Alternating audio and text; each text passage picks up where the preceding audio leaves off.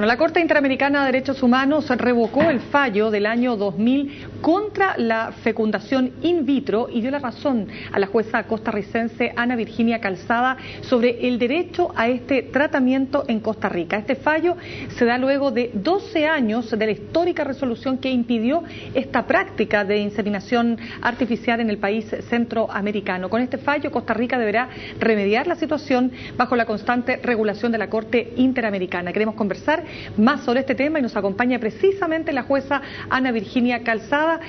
Ana Virginia, muchas gracias por estar esta tarde con nosotros. No, encantada.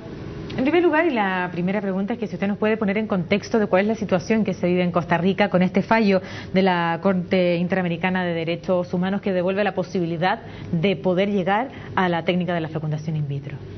Bueno, a raíz del fallo de la Corte Interamericana de Derechos Humanos, Costa Rica tiene que abocarse ahora a regular todo el tema de la fecundación in vitro en el país.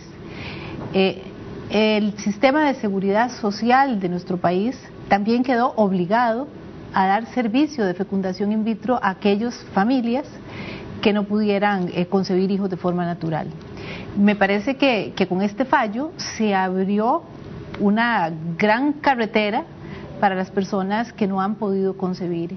Y bueno, vamos a llegar ya a la no discriminación de aquellas personas que no tienen los recursos económicos para poder realizarse el procedimiento de la fecundación in vitro en otro país, que era lo que venía ocurriendo desde la sentencia de la Sala en el 2000 hasta el fallo de la Corte Interamericana. Ana Virginia, ¿qué fue lo que pasó exactamente el año 2000 para que se llegara a esta decisión de, en el fondo, suprimir, ¿no es cierto?, derogar, cancelar una ley que estaba vigente? ¿Qué fue lo que ocurrió en su país? Bueno, unas personas presentaron una acción de inconstitucionalidad ante la Sala Constitucional de nuestro país. La Sala, al conocer el recurso, con 5 votos y 2 a favor, no exactamente prohibió la fecundación, sino que ante la imposibilidad que había en aquel momento, en el año 2000, de poder dar seguimiento al procedimiento de la fecundación in vitro, prácticamente lo prohibió. Pero dijo, bueno, si hay unas técnicas en las cuales se pueda supervisar que efectivamente no se estén desechando óvulos fecundados, el procedimiento podría darse. Lo que pasa es que eso es inviable totalmente con lo que nosotros teníamos en ese momento en el país. Perdón, porque toda la digamos, la técnica básicamente está basada y anclada en esa posibilidad, en que en la implantación de óvulos fecundados haya evidentemente pérdida.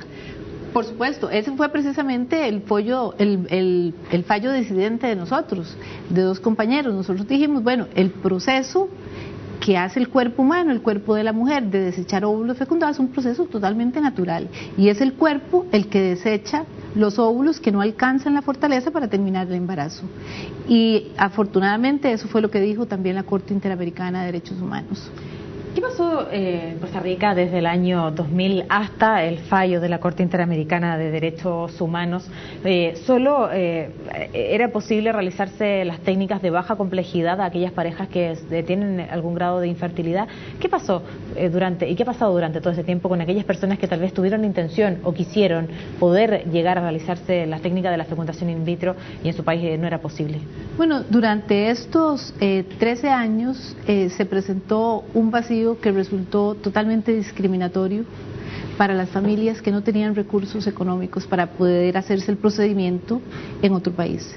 ¿Qué era lo que pasaba? Que entonces la gente que tenía recursos económicos se iba fuera del país y se hacía el procedimiento de la fecundación in vitro.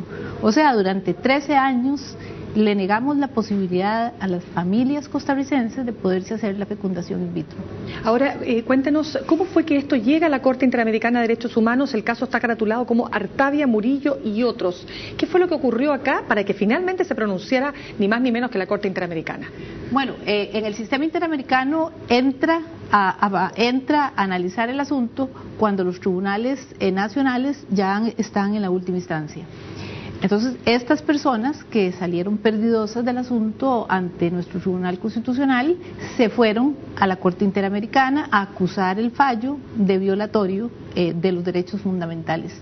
Y efectivamente fue ahí donde interviene la Corte, bueno, primero la Comisión y luego la Corte, y le da la razón a los accionantes.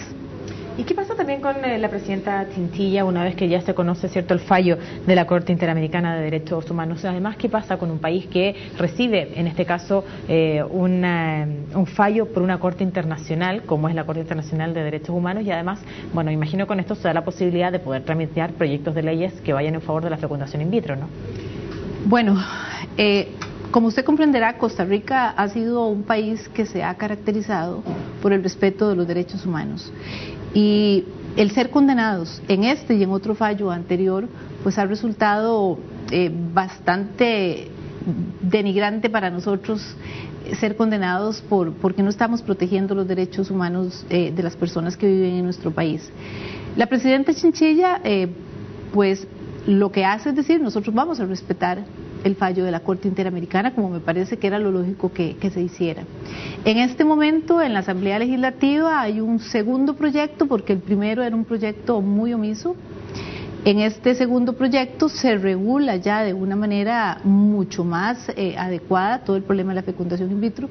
Y le digo sinceramente, a mí me parece que este segundo proyecto es incluso más avanzado que el decreto que se anuló por la parte de la Sala. Fíjese, Ana Virginia, que la Corte Interamericana de Derechos Humanos no solo condena, digamos, a Costa Rica por haber violado los derechos humanos en el caso de estas familias o de estas parejas, sino que además establece, y a mí me gustaría que usted entrara ahí más en detalle, cuál es el concepto de concepción de concepción humana que se está abordando, porque los grupos que se oponen a la inseminación artificial plantean que la concepción se produce en el momento en que se junta un óvulo con un espermio. Digamos, el otro sector señala que solo cuando se produce la implantación en el útero. ¿Es que la Corte Interamericana se pronuncia específicamente en favor de lo segundo? Sí, la Corte Interamericana se pronuncia expresamente en favor de lo segundo, hace la división en esta primera etapa y dice que la vida humana empieza cuando se implanta en el útero. Por lo tanto, todas las pérdidas de embriones se consideran como parte de un proceso natural. Como parte de un proceso natural y que todavía no tienen la protección que establece la Convención en el artículo 4.1, en la primera parte. Han pasado muchos años desde el 2000, ¿cierto? Y durante todo ese tiempo no era posible realizar la técnica de la fecundación in vitro. Recogía algunos archivos de prensa y es que, al parecer, hoy día no cuentan con los suficientes especialistas para poder poner en marcha rápidamente el sistema de la fecundación in vitro, porque me imagino que durante ese tiempo es que no hubo especialistas capacitándose precisamente en este tipo de temas. ¿Qué va a pasar con eso? Porque de alguna manera hay que ganar estos 10 años, o más de 10 años incluso, ¿no? Sí, ese yo creo que va a ser un problema que tiene que afrontar la Seguridad Social.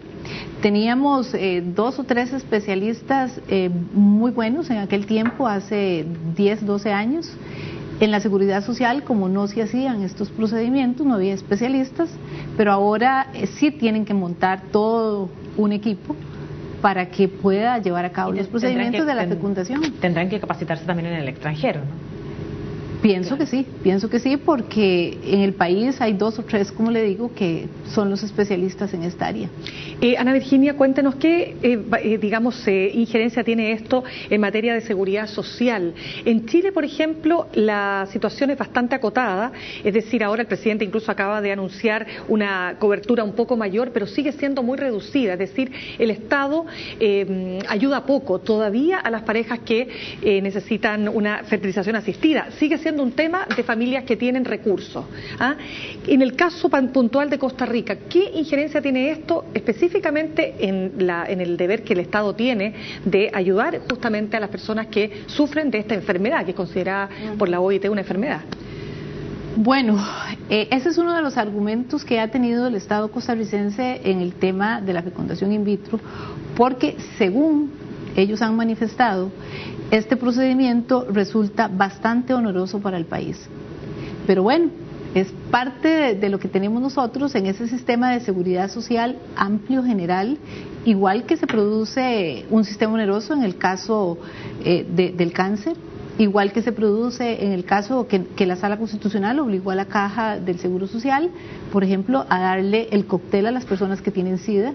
Yo creo que es una enfermedad, como usted decía, que el sistema de seguridad social de nuestro país tiene que ver cómo afronta, tiene que ver de qué recursos se vale para las familias que no tienen los recursos económicos, como usted decía, que le permitan hacerlo privadamente, puedan hacerlo en la seguridad social, porque tienen el mismo derecho que tienen las otras familias. Claro, y eso se complementa lo que dice Mirna, hace la diferencia tal vez con lo que ocurre en nuestro país. El 21 de mayo el presidente anuncia que se van a aumentar en 1000 los cupos para poder realizarse en nuestro país el sistema de reproducción, pero de baja complejidad, es decir, al menos en nuestro país ni siquiera es parte de algún proyecto incluir la fecundación in vitro, lo que en este caso haría la ventaja con lo que va a ocurrir en Costa Rica, cuando sí el Seguro Social se haga cargo de estos problemas. ¿Van a haber cupos limitados?